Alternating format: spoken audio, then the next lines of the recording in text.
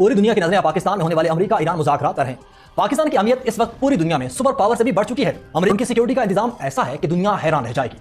आज हम ने जो युद्ध से संबंधित देश हैं उनके पत्रकारों के लिए फ्री वीजा का भी ऐलान कर दिया है। जाहिर है वो चाहता है कि पाकिस्तान का जो डिप्लोमेटिक, मैं बार बार कह रहा हूं विक्रांत, पहले अपना रीजन है और ये तो हम हिंदुस्तान से ज्यादा कौन समझता है। पहले अपना गली मोहल्ला आप सोचें, कैसे देश का उत्थान करें, गरीबी से ऊपर उठाएं, हिंदू मुस्लिम ये ना करें, मीडिया को भी फोन करके बोल दें यार अभी 1-2 साल रहने दो। जंग लड़ रहे हैं कौन? ईरान, इजराइल, ठीक है, गल्फ कंट्रीज, यूएसए। इनके अलावा जो देश छाया हुआ है एंड राइटली सो वो है पाकिस्तान।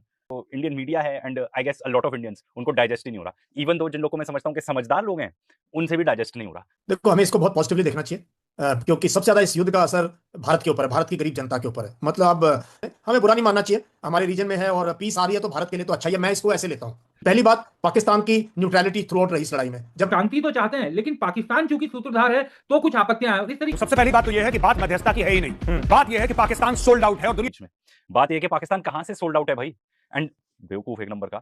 सबसे मांगने का चाइना का भी मूड है, तो कोई ना कोई तो हो जो पाकिस्तान को काउंटर बैलेंस करे। क्यों ना कि कल न्यूज में पढ़ रहा था तो उसमें जो लेबनीज प्राइम मिनिस्टर है या लेबनीज फॉरेन मिनिस्टर, वो ही is calling on the prime minister of Pakistan के भाई इजराइल अटैक कर रहा है, रुकवाओ वो दे। नाज़रीन, ये कोई आम सिक्योरिटी नहीं होती बल्कि मल्टी लेयर्ड हिफाजत का शाहकार है, एक दौरा है, बल्कि पाकिस्तान की मेहमान नवाजी और सालसी के किरदार का भी मजर है। अगर होगी इस्लामाबाद में। पाकिस्तान ने जो युद्ध से संबंधित देश हैं उनके पत्रकारों के लिए फ्री वीजा का भी ऐलान कर दिया है। जाहिर है वो चाहता है कि पाकिस्तान का जो डिप्लोमेटिक दबाव बना है, जिस तरीके से उसकी छवि बनी है, वो दुनिया भर में एक संदेश भी जाए। इस तमाम मसलों पर बात करने के लिए हमारे साथ मौजूद हैं मेजर जनरल डॉक्टर यश मौर्य साहब, जो समझाएंगे इस पूरी डिप्लोमेसी को, किस तरीके से डेवलपमेंट को देखा जाए। सर बहुत बहुत स्वागत है द स्वतंत्र पर।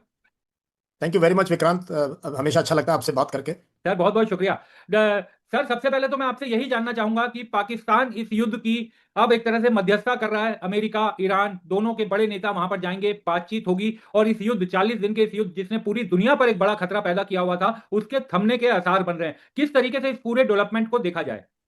देखो हमें इसको बहुत पॉजिटिवली देखना चाहिए क्योंकि सबसे ज्यादा इस युद्ध का असर भारत के ऊपर है, भारत की गरीब जनता के ऊपर है। मतलब बिटुमन से लेके पॉलीमर से लेके फर्टिलाइजर से लेके हमारे एक्सपोर्ट से लेके क्रूड ऑयल से लेके एलपीजी सीएनजी हमारी इंडस्ट्री सब पे प्रभाव पड़ा है। तो हमें तो ऐसा मैच्योर डेमोक्रेसी कोई भी अगर पहल पाकिस्तान नहीं करता, टर्की करता, ओमान करता, कतर करता, इजिप्ट करता, कोई भी करता, हमें वेलकम करना चाहिए। तो पहले तो पॉजिटिव तरीके से हमें लेना चाहिए इस पूरी चीज को। और अब समझाऊंगा कि पाकिस्तान क्यों पाकिस्तान। देखो मीडिया में जो मर्जी कहे, कुछ चीजें रियलिटी हमें एक्सेप्ट करनी चाहिए। पहली बात, पाकिस्तान की न्यूट्रलिटी थ्रू आउट रही इस लड़ाई में। जब अटैक किया उन्होंने दोनों को कंडेम किया, इजराइल और यूएस को, कि क्यों अटैक कर रहे हो, तो उन्होंने ईरान के साथ जो है अपनी सहानुभूति जताई। उसके बाद ईरान के साथ इसकी जबरदस्त लैंड बाउंड्री है एंड सबाव इस दौरान उन्होंने ट्रस्ट जीत पाए। देखो मध्यस्थता वही करता है दो गुटों के बीच में जहां विश्वास हो। तो they have earned the trust of Tehran government. आते यूएस पे, तो यूएस के साथ आपको पता ही है ऑप सिंदूर के बाद किस प्रकार से पाकिस्तान मिलिट्री के डायरेक्ट रिश्ते हुए हैं। उनके आर्मी चीफ जो फील्ड मार्शल बन गए, उनको डोनाल्ड ट्रंप ने 2-3 बार खुद बुलाया है लंच पे, और उनकी शायद कहीं ना कहीं सलाह मशवरा को अमेरिका भी मानता है। तो जब अमेरिका और ईरान दोनों तैयार हैं तो पूरी चीज में देखो, ओमान लड़ाई में शामिल है, कतर को ये एक्सेप्ट नहीं करेंगे ईरान वाले, टर्की को भी एक्सेप्ट नहीं करेंगे। और एक और बड़ा फैक्टर विक्रांत इसमें चाइना फैक्टर है। चाइना मेरे ख्याल से अगर पाकिस्तान का कद थोड़ा ऊंचा हुआ है, इसमें हमें बुरा नहीं मानना चाहिए, हमारे रीजन में है और पीस आ रही है तो भारत के लिए तो अच्छा ही है। मैं इसको ऐसे लेता हूं। सर लेकिन देश के मेन स्ट्रीम मीडिया को देखें तो मैं आपसे ये समझना चाहूंगा, क्योंकि सर आपसे बेहतर कोई समझा नहीं पाएगा कि हम तो बुद्ध के देश हैं, हम तो शुरुआत से कह रहे थे कि शांति होनी चाहिए। अब शांति किस रास्ते से आ रही है वो सवाल बन गया अगर हम देश के मेन स्ट्रीम मीडिया को देखें। हालांकि हम भी उसके हिस्सा रहे सर बहुत साल, लेकिन अब उसको देख रहे हैं तो ये बात समझ में आ रही है कि हम लोग शांति तो चाहते हैं लेकिन पाकिस्तान चूंकि सूत्रधार है तो कुछ आपत्तियां हैं। इस तरीके की फीलिंग भी आ रही है कि बातचीत टॉक्स हो पाएगी कि नहीं हो पाएगी, वो फेल हो जाएंगी। तो पाकिस्तान क्यों कर रहा है ये टॉक, इसको लेकर ज्यादा आपत्ति है, बशर्ते इसके कि शांति किसी तरह आए। तो क्या ये मेन स्ट्रीम मीडिया खुद कंफ्यूज है या उसकी सोच में कहीं गड़बड़ी है? मेन स्ट्रीम मीडिया तो मतलब क्या बताऊं इनके बारे में, इन्होंने सिर्फ देश की बेइज्जती कराई है। कम से कम पिछले कुछ सालों में मेन स्ट्रीम मीडिया का स्तर इतना गिर गया है विक्रांत, इसीलिए इतने यूट्यूबर्स और इंडिपेंडेंट जर्नलिस्ट उभर के आए, छोड़ के आए मीडिया, आप भी उसमें से एक है। तो मेन स्ट्रीम को, इसको मेन स्ट्रीम मीडिया तो बहुत ही खराब हो चुका है हमारा। इनके पास सिर्फ हेट स्प्रेड करने के, एक डिविसिव एजेंडा स्प्रेड करने के और चिल्लम चिल्लाने के अलावा कुछ नहीं है इनके पास देने के लिए। इनको तो देखना बंद कर देना चाहिए। इन्होंने हमारी हर बार देश की बेइज्जती कराई, तो इसको क्यों देखें हम, क्यों सुने? हमें हमारा स्टैंड, हमारे लोगों का क्या स्टैंड है? आप देखो ईरान में धीरे धीरे पब्लिक ओपिनियन ईरान के साथ हुई भारत की, जबकि मेन स्ट्रीम मीडिया नहीं है। मेन स्ट्रीम मीडिया अभी भी इजराइल और यूएस की तरफ जो है बात खींचने की तरफ कोशिश करता है। लेकिन हमारे जैसे लोगों ने अच्छी बातें कही, लोगों ने उसको अप्रिशिएट किया, तो इनका भी थोड़ा सा ख्याल बदला है। तो मेन स्ट्रीम मीडिया की बातों में मत जाए, और हमारे हक में है, भारत के हक में है कि ये शांति हो, और मैं तो कहूंगा सक्सेसफुल हो। क्यों ना हो सक्सेसफुल ये बातचीत, इससे हमारा क्या नुकसान हो रहा है? हमारा फायदा ही फायदा है। तो एक मैच्योर कंट्री का इमेच्योर मीडिया है, मैं ये कहूंगा। देश परिपक्व होना चाहिए। ये गांधी का देश है, गौतम बुद्ध का देश है, विवेकानंद का देश है, गुरु नानक का देश है। ये देश संतों का देश है, सिपाहियों का देश है। उसमें ऐसी छोटी सोच रखना जो है, हमारा मीडिया तो एनीवे मैं जाता जरूर हूं इन चैनल्स पे, लेकिन कई बार लेकिन इनके बारे में कोई मुझे इतनी ज्यादा मतलब अच्छी ओपिनियन है नहीं, तो इनकी बात मत करें आप। लेकिन सर आपका जाना, आप जैसे लोगों का जाना जरूरी है सर, क्योंकि सही बातें भी तभी ये देश के लोगों के सामने जा सकेंगी। सर मैं थोड़ा कभी भी पीस नहीं आ सकती, पहला फैक्टर यह है। दूसरा, डोनाल्ड ट्रंप को ये मौका दे दिया पाकिस्तान ने कि आपको जो है किसी तरीके से आपको मौका दिया उनको इस लड़ाई से निकलने का। अगर वो ये मौका ले लेंगे, अगर समझदार होंगे, जेडी वांस समझते हैं वो इस लड़ाई के खिलाफ थे। जेडी वांस कभी भी ये लड़ाई नहीं चाहते थे। अमेरिका की मिलिट्री ये लड़ाई नहीं चाहती थी। अमेरिका की जो स्ट्रेटेजिक कम्युनिटी इस लड़ाई के खिलाफ है, अमेरिका के लोग खिलाफ है। अगर डोनाल्ड ट्रंप को समझा सकते हैं, ये पतली गली से निकलने का अमेरिका को एक मौका पाकिस्तान ने दे दिया, तेहरान ने दे दिया है। अगर नहीं देंगे तो ईरान अब झुकने वाला नहीं है, क्योंकि अब उनकी कौम की उनकी उनकी जो है पूरी डिग्निटी पे उनकी, और आपको पता है किस प्रकार के लोग हैं वो, तो ये अच्छा मौका है। दे रहा है सर। चाइना जो है वो पाकिस्तान के साथ दिखाई दे रहा है इस टॉक्स में। पाकिस्तान, चाइना ने डायरेक्शन भी दिया किस तरीके से आप सब काम कीजिए। बांग्लादेश हमारे साथ नहीं है, तो इंडिया के लिए सर थोड़ा टफ टाइम भी है, और कुछ हमसे जो डिप्लोमेटिक गलतियां हुई अब उनको तेजी से सुधारना पड़ेगा।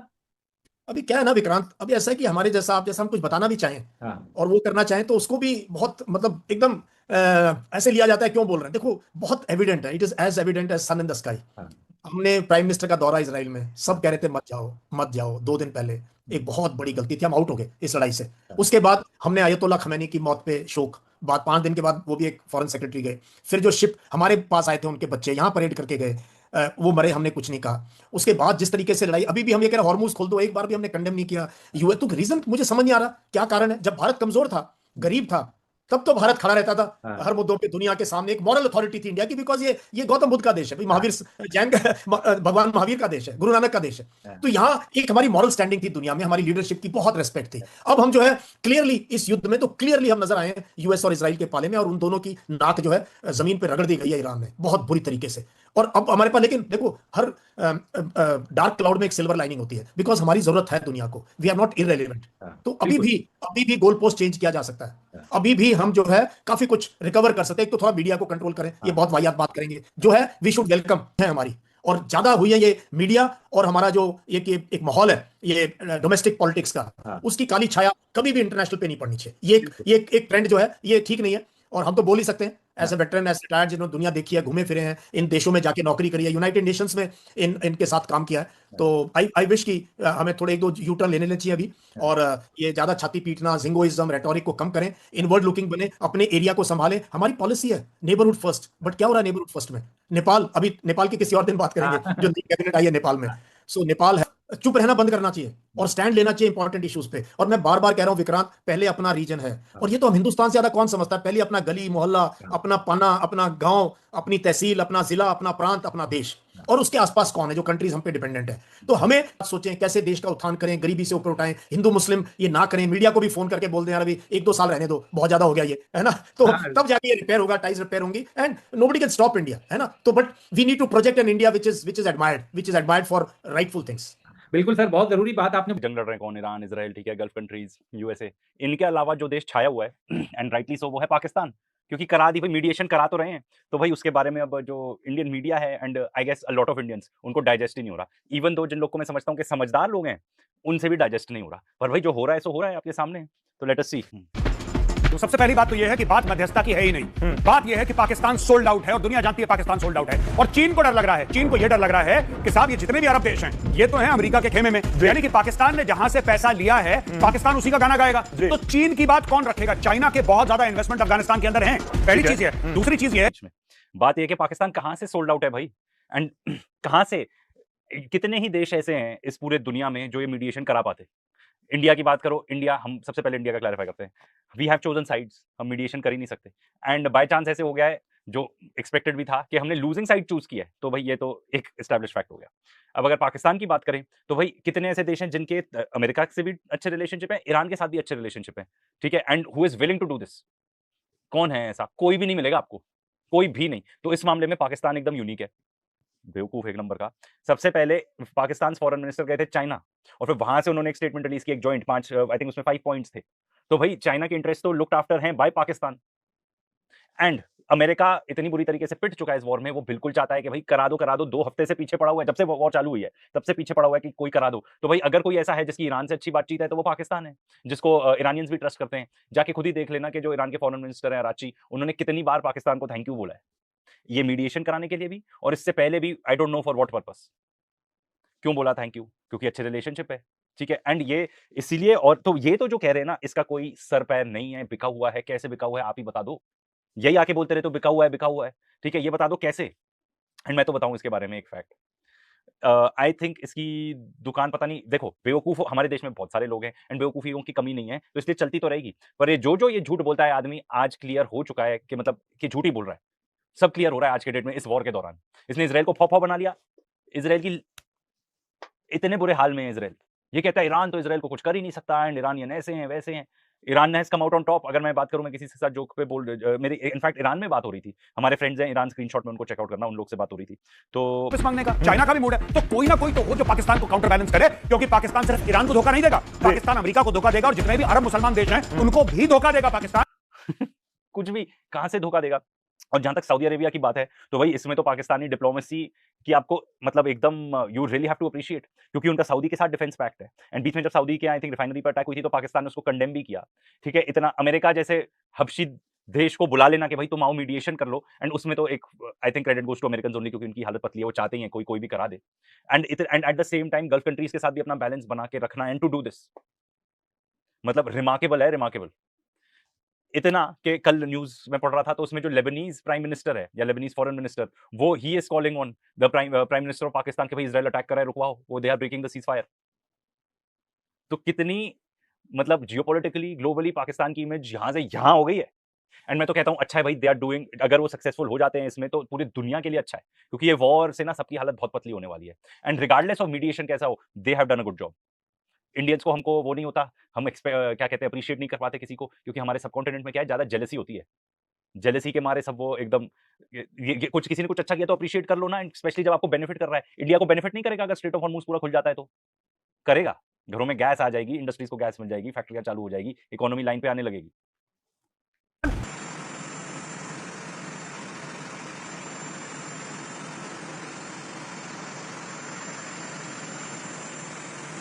Positive negotiation. The president has gave us some pretty clear guidelines, and we're going to see. So I hope you guys have a safe flight. We'll certainly take some questions later on, but for now, let's get on the plane and hit the road. Thank you all. Face-to-face.